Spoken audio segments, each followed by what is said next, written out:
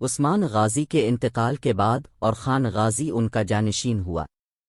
عثمانی روایت کے مطابق جب اور خان غازی اپنے والد کی جانشین بنا تو اس نے اپنے بھائی علاء الدین کو تجویز پیش کی کہ وہ ابھرتی ہوئی سلطنت میں شریک ہوں، لیکن انہوں نے اس بنیاد پر انکار کر دیا کہ ان کے والد نے اور خان کو واحد جانشین نامزد کیا تھا اور یہ کہ سلطنت کو تقسیم نہیں کیا جانا چاہیے۔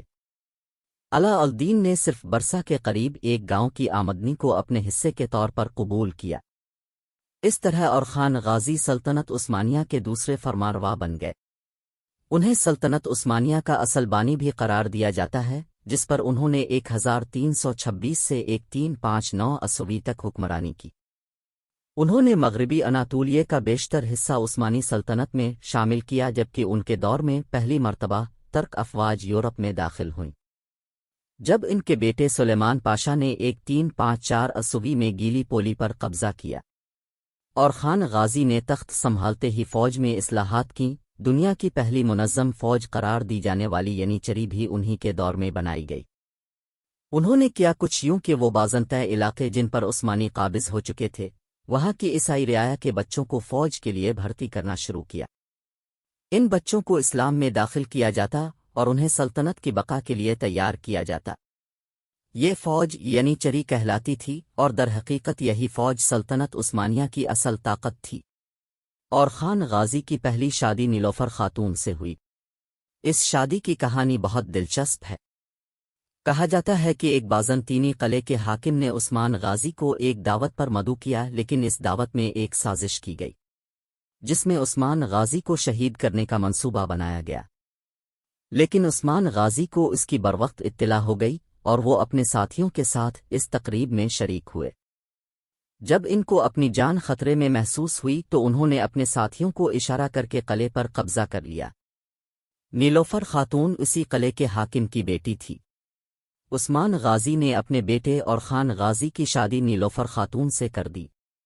سلطنت عثمانیہ کے تیسرے سلطان مراد انہی نیلوفر خاتون کے بیٹے تھے۔ بہرحال اور خان غازی نے اقتدار میں آتے ہی ازنیک شہر کو فتح کیا۔ 1337 عیسوی میں انہوں نے ازنیک شہر فتح کیا اور 1338 عیسوی میں اور خان غازی نے اسکودار شہر کو فتح کرتے ہوئے سلطنت کی سرحدیں قسطنطنیہ تک وسیع کر دیں۔ ان فتوحات کے صرف 7 سال بعد اور خان غازی نے کراسی پر حملہ کر کے اسے فتح کر لیا، اور خان نے قسطنطنیہ کے ہونے والے بادشاہ جان کو ٹیگو زینس سے اتحاد کیا اور اس کی بیٹی کے ساتھ اور خان نے شادی کر لی۔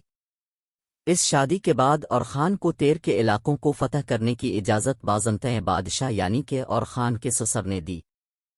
تیر کی فتح کے بعد اور خان کے بیٹے سلیمان نے 1354 عیسوی میں گیلی پولی پر قبضہ کر لیا اور یوں پہلی بار عثمانی ترک یورپ میں داخل ہوئے۔ بازنطین بادشاہ نے اور خان کو اجازت صرف اس وجہ سے دی تھی تاکہ اس کے اثر و رسوخ سے اس کی بادشاہت قائم رہے، لیکن اور خان کی ان فتوحات سے ڈر کر بادشاہ نے اور خان کو واپس جانے کا کہا، لیکن اب اور خان غازی نے ان علاقوں کو چھوڑنے سے انکار کر دیا۔ 1362 عیسوی میں اور خان غازی وفات پا گئے۔ اس وقت ان کی عمر 80 سال تھی اور خان کا بیٹا سلیمان چند سال پہلے شکار کے دوران مارا گیا تھا۔ اس کی موت کا صدمہ تھا کہ چند سال بعد اور خان غازی اس دنیا سے وفات پا گئے۔